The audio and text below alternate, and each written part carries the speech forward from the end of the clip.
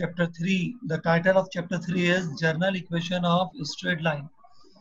2 में आपने straight line के बारे में पढ़ा था, यहाँ आप उसकी जर्नल इक्वेशन देखेंगे। तो मैं रिपीट कर दूं, x plus b y plus c is equal to 0, ये इक्वेशन जो है ये जर्नल इक्वेशन है, ये स्ट्रेट लाइन की जर्नल इक्वेशन। तो linear equation always represents a straight line in every case, हर हालत में चाहे फॉर्म कुछ भी हो उसमें स्ट्रेट लाइन रिप्रेजेंट करनी है। तो इस बात को देख लेते हैं ऐसा है या नहीं। तो फर्स्ट केस है जब आपने b को 0 किया, ये a 0 नहीं है, b 0 है। आप इस इक्वेशन में जब b 0 करेंगे तो इसकी फॉर्म हो जाएगी x प्लस सी, और जब आप यहाँ से x सेपरेट करेंगे हो जाएगा x is equal to minus c by a. हमने देखा था इस तरह की इक्वेशन हमेशा स्ट्रेट लाइन होती है और किसके पैरेलल होती है, y के पैरेलल होती है। तो ये बातें हमने सीखी थी 2.5 में, equation of straight line by straight line parallel to axis. ये देखा था हमने x is equal to minus a या minus b, plus minus a दोनों में देखा था हमने। ये लाइन हमेशा y के पैरेलल होती है। तो जब a 0 का तो ये by प्लस सी, जब आप इसमें से b सेपरेट करोगे माइनस सी बाई ए, ये लाइन हमेशा x के पैरेलल होता है, y is equal to negative है, या तो ये अपवर्ड होगा या तो ये डाउनवर्ड होगा। ठीक है, नेगेटिव होगा तो डेफिनेटली डाउनवर्ड होता है। इसी तरह जब a 0 नहीं होगा, b 0 नहीं होगा और हम y सेपरेट कर लें, ये फॉर्म बनती है, इसको स्लोप कहते हैं, नेगेटिव a बाई b को m से रिप्रेजेंट कर दिया, इसे y इंटरसेप्ट कहते हैं, इसे c से रिप्रेजेंट कर दिया। ये लाइन भी हमेशा स्ट्रेट लाइन होती है, स्लोप इंटरसेप्ट फॉर्म है। तो बस ये जर्नल इक्वेशन थी। आज के बाद याद रखिएगा x प्लस बी प्लस सी, ये स्ट्रेट लाइन की जर्नल इक्वेशन है। ये 3 केसेस वो हैं कि अगर एक कोफिशिएंट नहीं भी है तो भी स्ट्रेट लाइन है, दोनों कोफिशिएंट 0 नहीं भी है थर्ड में तो भी ये स्ट्रेट लाइन है।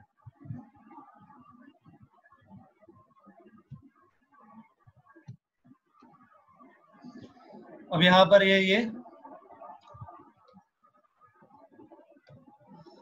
let two lines L1 and L2 respectively represented by the equation, आपने 2 इक्वेशन दे दिए।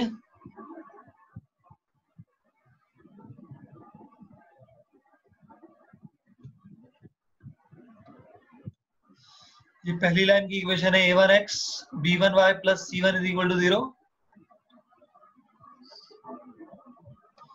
ये दूसरी लाइन की इक्वेशन है a2x b2y plus c2 is equals to 0, और the angle between two lines L1 and L2 is given as, ये angle है। तो एक नया फार्मूला सीखा ना हमने यहाँ पे, पहले हमने angle between two line in the form of their slope पढ़ा था, ठीक है ना। आज ये एंगल पढ़ा, एंगल बिटवीन टू लाइंस, और जब लाइन की इक्वेशन गिवन हो तो कोफिशिएंट ये a1 b1 c1 कोफिशिएंट है, a2 b2 c2 कोफिशिएंट है, तो ये इस तरह से होता है।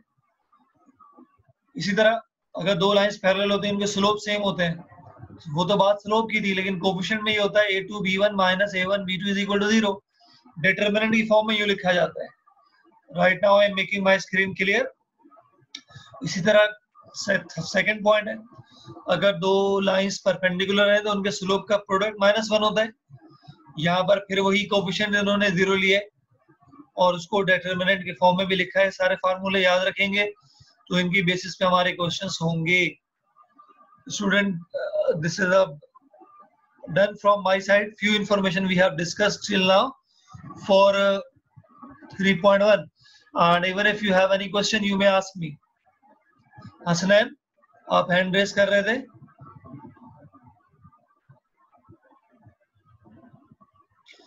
जी Hasnain, I have unmuted you.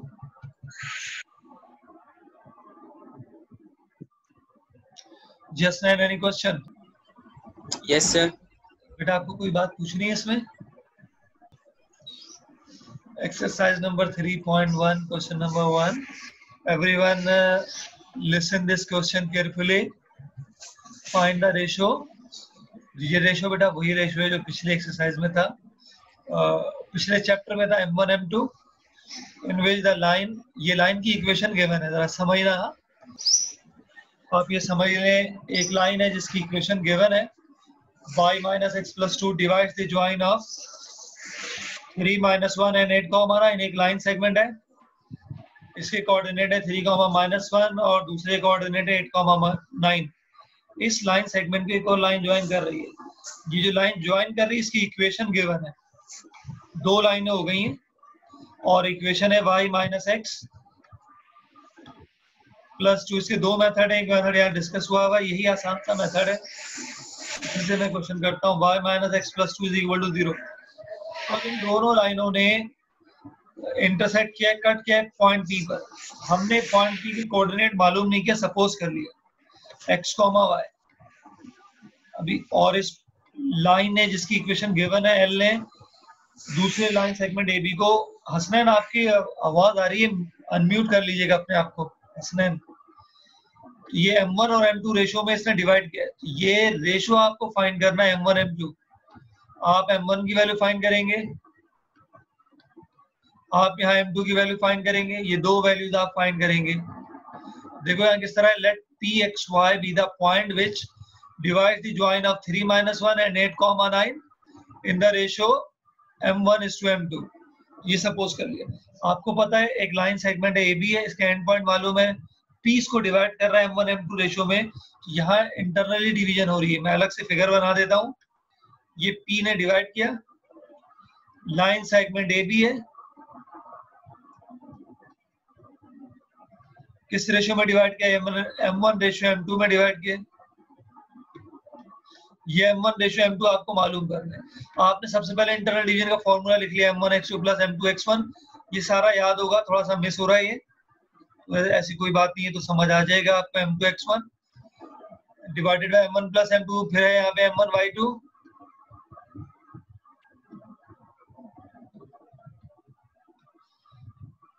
m1y2 plus m2y1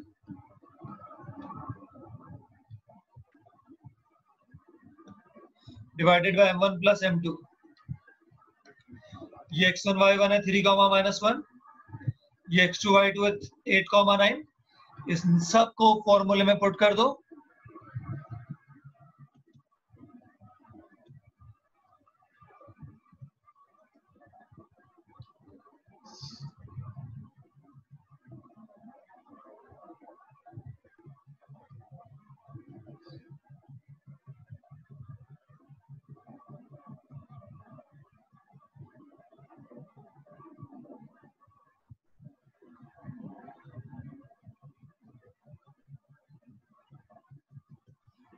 ये कौन सी स्लाइड आ गई?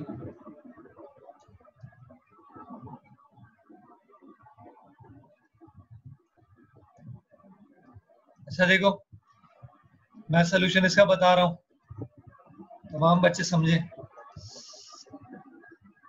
मैं थोड़ा लिख दूं,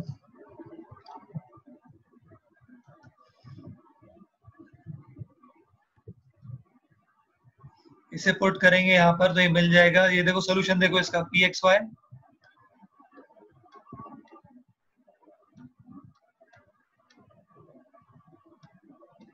इज इक्वल टू m1x2, ये हो जाएगा m1। अहमद अफजल बच्चा क्लास में, हमारे Ahmad Afzal, Hasnain, Ahmad Bilal,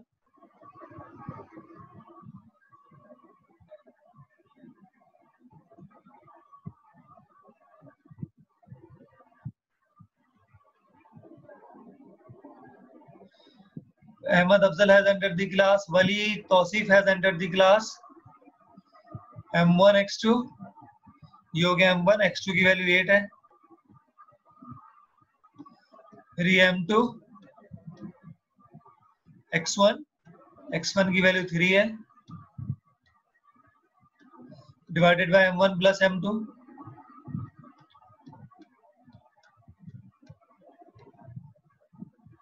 comma m1 y2 you all can see in the figure that y2 is 9 plus m2 y1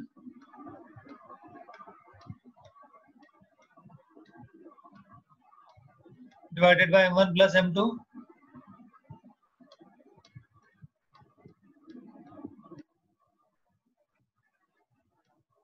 अब ये जो है पॉइंट है p के कोऑर्डिनेट्स हैं, फर्दर सॉल्व नहीं करेंगे, यही p के कोऑर्डिनेट्स। अब करना क्या हमें, तो m1 m2 फाइंड करना था, वो मिला नहीं। m1 m2 फाइंड करने की क्या टेक्निक होगी, m1 m2 फाइंड करने की टेक्निक समझ लो। ये जो पॉइंट है लाइन सेगमेंट पे भी और इस लाइन पे भी है, जिसकी इक्वेशन गिवन है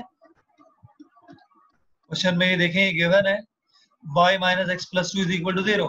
यहाँ लिखेंगे y minus x plus two is equal to 0।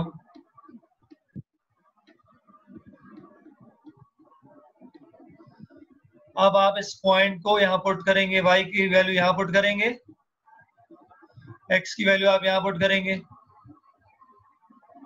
ये x की वैल्यू, ये y की वैल्यू। और जब आप x और y यहाँ पुट करेंगे तो एक इक्वेशन बन जाएगी जिसमें m और m2 होंगे। फिर आप उसको सॉल्व करके उसका रेशो मालूम कर लेंगे m1 over m2। Is that clear to you now? मैं भी कर देता हूं। जब यहाँ पुट करेंगे तो ये y माइनस एक्स होगा, ये y लिखा हुआ है, बस ये कर लीजिएगा। इसमें कोई बात है तो पूछ लें मुझसे। Ahmed Bilal, Ahmed Bilal, few students are in chat, they are saying that this will be done। एक सिंपल इक्वेशन बनेगी, एलसीएम लेंगे m1 m2 होगा और रेशो में निकाल लेंगे m1 over m2। Right now I am making my screen clear.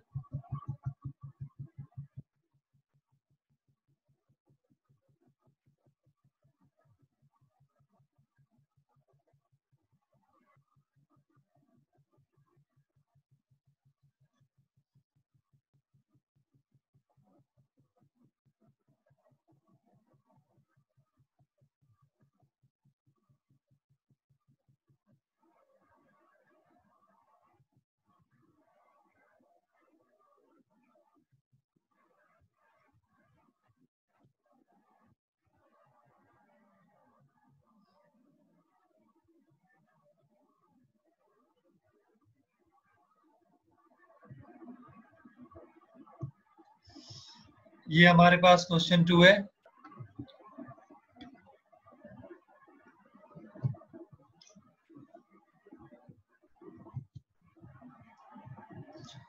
Reduce the following equations. आपको equations को रिड्यूस करना है। रिड्यूस की मीनिंग है कन्वर्ट करें, आप समझ लें, कुछ बच्चे नहीं समझते। Convert the following equation two the slope intercept form. अब ये बात आपके लिए नई नहीं है, ये फॉर्म है स्लोप इंटरसेप्ट फॉर्म। पहले तो सारे बच्चे समझ लें, ये this form is known as slope intercept form mx plus b।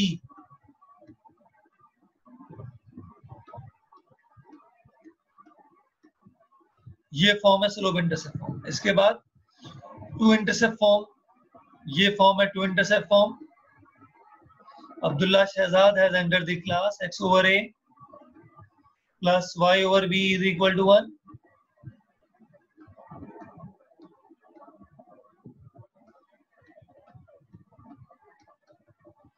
Abdullah Shahzad has entered the class, so I have admitted him। And third form है perpendicular form, वो मैंने इसीलिए कराया था, उसकी समझ हो थोड़ी सी। xo cos alpha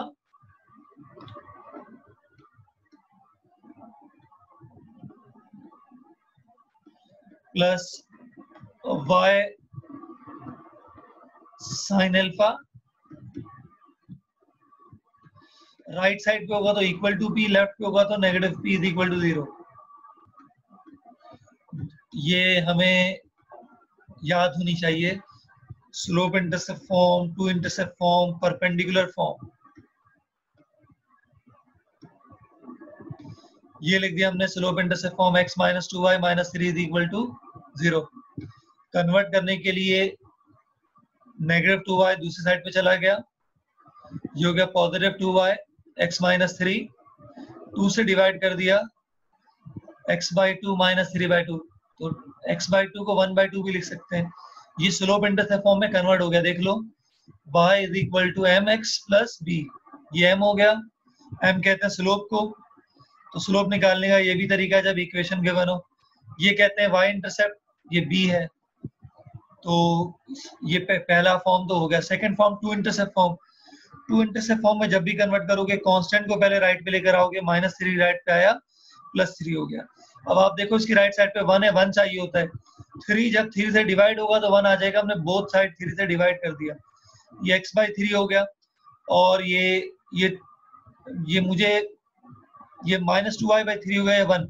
अब मुझे न्यूमरेटर में कोफिशिएंट 1 चाहिए, 1, यहाँ पे भी 1 चाहिए और ये प्लस चाहिए। ये तो 1 है, ठीक है, ये नेगेटिव है, तो हमने क्या किया, प्लस लाने के लिए ये प्लस माइनस क्यों लिख सकते हैं, प्लस माइनस ये माइनस हो जाएगा। अब ये 2/3 है तो ये 3/2 लिख सकते हैं, तो -3/2 हो गया। अब इक्वेशन 100% टू इंटरसेप्ट फॉर्म में कन्वर्ट है। कैसे, x/a plus y/b is equal to 1।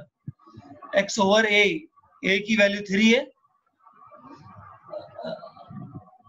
और y की वैल्यू -3/2 है, तो which is the required equation with x intercept 3। यहाँ लिखिएगा, ये 3 लिखेंगे ना, x इंटरसेप्ट 3 है and y intercept -3/2, y intercept -3/2। Correction कर लें, स्क्रीनशॉट ले लें, ये मैंने करेक्शन कर दिया। क्या बताऊं बेटा उनीब? उनीब रेज योर हैंड।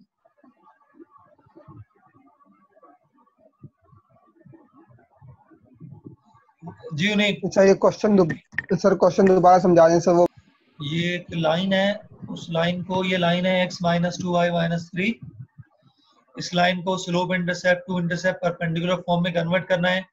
ये हमने स्लोप इंटरसेप्ट फॉर्म में कन्वर्ट कर दिया, ये 100% इससे मैच कर रहा है। सबसे पहले -2y दूसरी तरफ गया, ये प्लस हो गया, 2 से डिवाइड कर दिया और ये कन्वर्ट हो गया। और फिर ये टू इंटरसेप्ट फॉर्म है, x/a y/b 1, इससे हमने -3 को राइट पे ले गए, +3 हो गया, 3 से डिवाइड कर दिया, ये 1 हो गया। ये x/3 -2y/3 1 हो गया। अब ये -2y/3 है, तो यहाँ पर हमने x/a हो गया, प्लस करना था, ये प्लस माइनस माइनस प्लस भी हो गया, 2/3, तो हमने इसे 3/2 लिख लिया। तो ये बिल्कुल x/a y/b 1 की फॉर्म में आ गया। Right now I am making my screen clear. Uneeb, any question? No sir. आपने बाद में तो ज्वाइन कर लिया था ना पार्ट बी जब कर रहे थे? नहीं सर, पार्ट ए समझा दीजिए, पार्ट बी में मेरा डिस्कनेक्ट हुआ था। अच्छा, बस बी में ये फॉर्म है, x/a y/b = 1। इस फॉर्म में लाने के लिए कांस्टेंट राइट पे गए, 3 से डिवाइड हुआ है, 3 3 1 हो गया, फिर दूसरी साइड में मैनेज कर लिए, ये ठीक है बिल्कुल। थोड़ा सा काम इस पे किया, 2/3 हो गया, ये प्लस करना था क्योंकि स्टैंडर्ड फॉर्म में यहाँ प्लस है, मैथमेटिकली हमने प्लस किया है, यहाँ पे ये 1 आ गया और b की जगह -3/2 आ गया। ठीक है सर।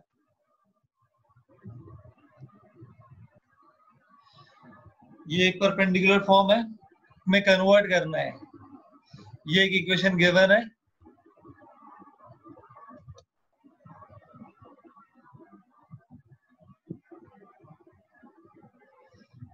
और ये परपेंडिकुलर फॉर्म लिखी हुई है। यहाँ आपने क्या किया है, x के कोफिशिएंट को y के कोफिशिएंट को कांस्टेंट के कोफिशिएंट का रेशियो लिया, cos α/1। ये एक ट्रिक है, टेक्निक है, अल्फा निकालने की टेक्निक है, ठीक है। जब इक्वेशंस को में रिप्रेजेंट करना है तो इसका मतलब है उनके कोफिशिएंट सेम है ना। पिछले में जिस तरह a भी हमने निकाला एंड में कंपेयर करके, यहाँ पर जब हमें एक इक्वेशन को दूसरी इक्वेशन में कन्वर्ट करना है तो उसके कोफिशिएंट्स का रेशियो जो होगा वो सेम होगा, जब भी दो इक्वेशन बराबर होती हैं। तो यहाँ पर ये x के कोफिशिएंट का रेशियो, ये y के कोफिशिएंट का रेशियो, ये कांस्टेंट का रेशियो, और ये रेशियो को हमने एक वैल्यू ले लिया k। अब हर रेशियो को सेपरेट कर लो। ये cos α/1 k के बराबर होगा तो cos α बराबर आ जाएगा k के। जब sin α/-2 बराबर होगा के तो साइन अल्फा बराबर हो जाएगा -2 के। अब आइडेंटिटी यूज कर लो, sine square alpha cos square alpha 1, value put कर दी कॉस अल्फा की के स्क्वायर, वैल्यू पुट कर दी साइन अल्फा की -2 के स्क्वायर हो गया 1। ये के स्क्वायर ये माइनस स्क्वायर से प्लस हो जाएगा 4 के स्क्वायर, 1 के स्क्वायर 4 के स्क्वायर 5 के स्क्वायर। अब ये 5 डिवाइड हो गया तो के स्क्वायर 1/5 बन गया। अब आपने यहाँ स्क्वायर रूट लेना है, ये हो गया प्लस माइनस, के की वैल्यू आ गई plus minus 1/5। P is always taken positive। ये अब ओरिजिन से डिस्टेंस होता है लाइन का परपेंडिकुलर, ये पॉजिटिव होता है हमेशा, ये एक डिस्टेंस होता है। तो k को हमने पॉजिटिव लिया, नेगेटिव को डिस्कार्ड कर दिया। अब ये k की वैल्यू आ गई है और k की वैल्यू से cos अल्फा और cos बीटा आ जाएंगे। k की वैल्यू यहाँ रख दो 1/5, तो cos अल्फा बन गया 1/5, यहाँ रख दो तो साइन अल्फा बन जाएगा -2/5। और p की वैल्यू, p बराबर था आपका 3k के। जब आप p/3 को k के बराबर लेंगे, p बराबर आ जाएगा 3k के। p की वैल्यू आ गई 3k, तो 3/√5, ये सारी वैल्यूज आ गई। तो ये क्या है, cos अल्फा है, cos अल्फा की जगह 1/5 पुट कर दिया आपने। फिर क्या है प्लस y साइन अल्फा, तो y की वैल्यू तो नेगेटिव आ रही है, ये नेगेटिव 2/√5 हो गया इज इक्वल टू p। ये आपने इक्वेशन को परपेंडिकुलर फॉर्म में कन्वर्ट कर दिया, cos अल्फा साइन अल्फा और p की वैल्यू निकाल के। This is done from my side. Even if you have any question you may ask me. Yes students, Ahmad Bilal, any question? Hasnain?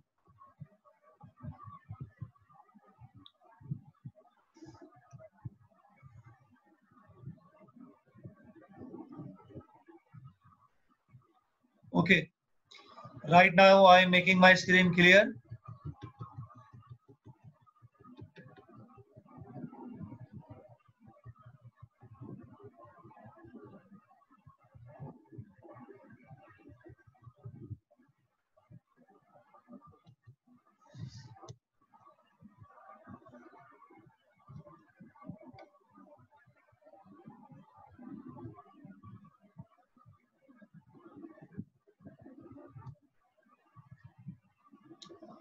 Find, मालूम करें whether the following pair of lines are parallel, perpendicular or neither। lines parallel हैं ये बताएं, line perpendicular है ये बताएं, या दोनों ही नहीं है। तो ये मैंने आपको पैरेलल परपेंडिकुलर दो तरीके हैं, दोनों के स्लोप निकाल लो, सेम होगा तो पैरेलल, अगर एक लाइन का स्लोप दूसरे का नेगेटिव रेसिप्रोकल है तो परपेंडिकुलर। लेकिन कुछ और तरीके और हैं, नए तरीके ये भी सीख लो।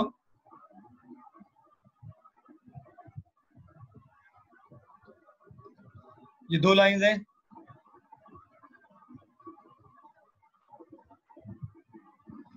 अगर ये रिजल्ट 0 होगा a1 b2 minus a2 b1 तो लाइंस पैरेलल होंगी। अगर a1 a2 negative b2 b1 0 होगा तो लाइन परपेंडिकुलर होंगी। लाइन एक वक्त में एक ही होंगी, या तो पैरेलल होंगी या परपेंडिकुलर। अगर दोनों नहीं है तो नॉर्मली इंटरसेक्टिंग होंगी। पैरेलल परपेंडिकुलर भी इंटरसेक्टिंग होता है, लेकिन एक स्पेशल केस है।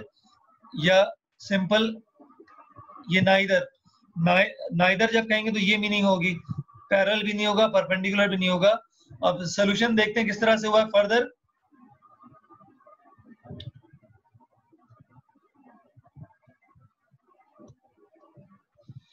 ये दो लाइन हैं, कोएफिशिएंट हमने फाइंड कर लिया है। पहली लाइन में a1 लेंगे, b1 लेंगे, c1 लेंगे। a1 5, b1 -3,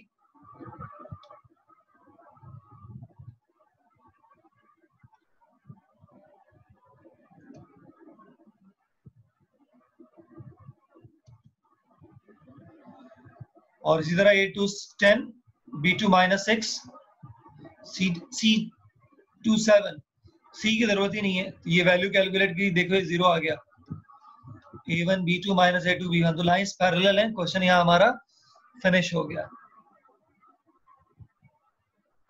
so direct value को पुट करके आंसर निकाल लें। हाँ हसनैन, ये डायरेक्ट वैल्यू पुट करके निकाला है, यहाँ पे क्लियर हो गया होगा आपको।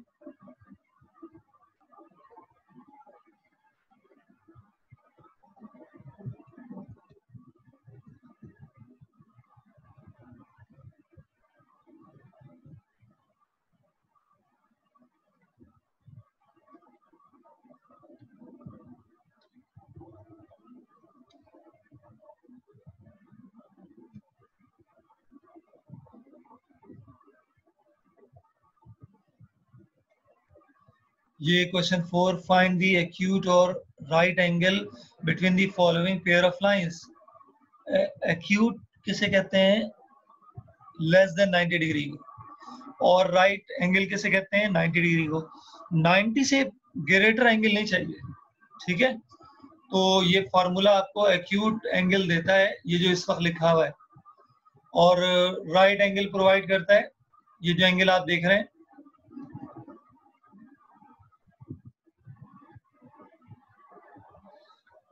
तो यहाँ पर दो लाइंस हैं, उनपे से सबसे पहले देखो ये दो लाइंस लिख दी, A1 B, ये B1 है यार। A1 की वैल्यू 3 है, B1 की वैल्यू 1 है, ये ऊपर नीचे लिख दिया गया है। देखो लाइन है 3x + y - 7 L1 L2, ठीक है। ये A1 3, ये B1 है 1।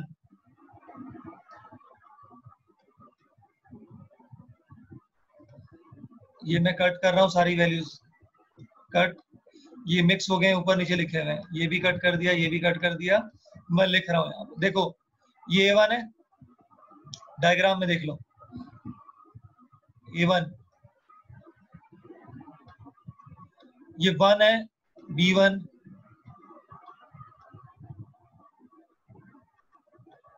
और ये -7 C1 है,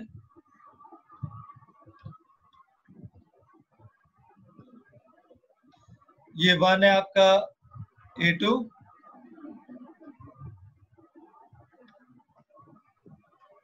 ये 2 है आपका B2, ये 9 है आपके पास C2।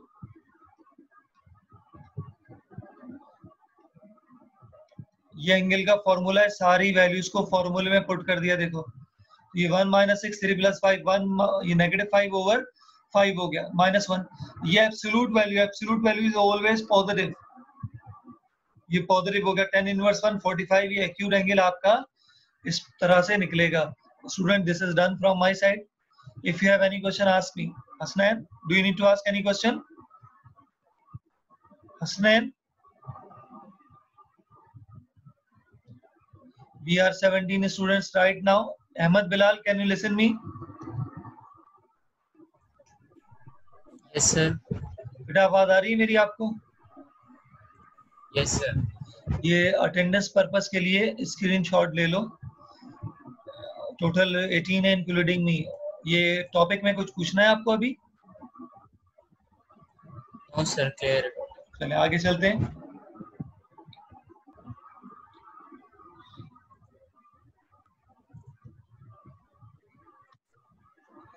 क्वेश्चन नंबर 5 को गो थ्रू कर लो, ये पहले भी हो चुका है। इसकी दो टेक्निक्स हैं।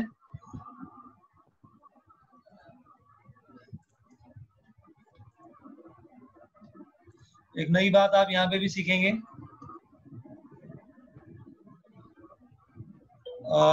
find the equation of a straight line passing through a point whose coordinates are 4, 5 and perpendicular to this line।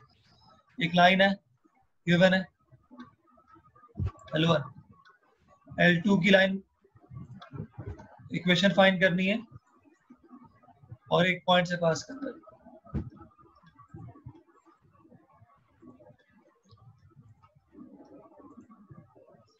ये लाइन L2, इसकी इक्वेशन मालूम करनी है।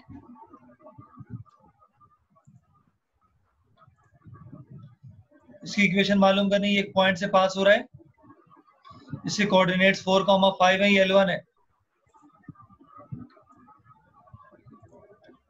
तो जब भी दो लाइन तो ये पार्ट कहाँ से आ गया? जब भी दो लाइंस परपेंडिकुलर होती हैं तो उनके कोफिशिएंट चेंज हो जाते हैं। जो कोफिशिएंट x का होता है वो y का बन जाता है, जो y का होता है वो x का बन जाता है। देखो यही हो गया। और एक वेरिएबल पे साइन चेंज करते हैं, ये एक नेगेटिव था, ये पॉजिटिव कर दिया। क्यों? क्योंकि इससे जो स्लोप निकालोगे और इससे जो निकालोगे उनका नेगेटिव रेसिप्रोकल -1 आता है। तो ये टेक्निक है, दोनों के कोफिशिएंट इंटरचेंज कर दो और एक वेरिएबल का साइन चेंज कर दो, लेकिन इंटरसेप्ट अलग होते हैं। तो ये मैंने पॉजिटिव c सपोज किया। अब सिर्फ c निकालना है। इस लाइन पर एक पॉइंट मौजूद है 4,5, 4x की जगह पर 5y की जगह पर पुट करके c निकाल लिया, तो और c की वैल्यू -23 आ गई। तो ये परपेंडिकुलर लाइन की इक्वेशन आ गई, 2x + 3y - 23। ये इंपॉर्टेंट बात थी समझने के लिए। दो लाइनें परपेंडिकुलर होती हैं तो उनके x कंपोनेंट और y कंपोनेंट क्या होते हैं कि कोफिशिएंट इंटरचेंज होते हैं और एक वेरिएबल का साइन चेंज होगा, या तो x का चेंज करो या तो y, यहाँ y का चेंज कर दिया। कांस्टेंट अलग होता है, वो हमने निकाल लिया। Student, this is done from my side. अगर आपको कोई क्वेश्चन पूछना है पूछ लें।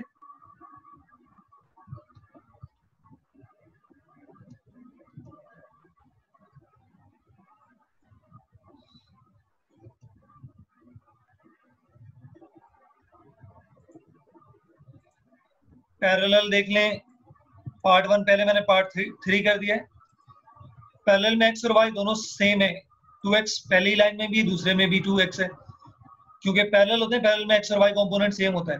पॉइंट पुट करके c निकाला है 6, लाइन में पुट कर दिया, देखो आंसर है। This is also done from my side. अगर आपको कोई बात पूछनी है पूछ लें।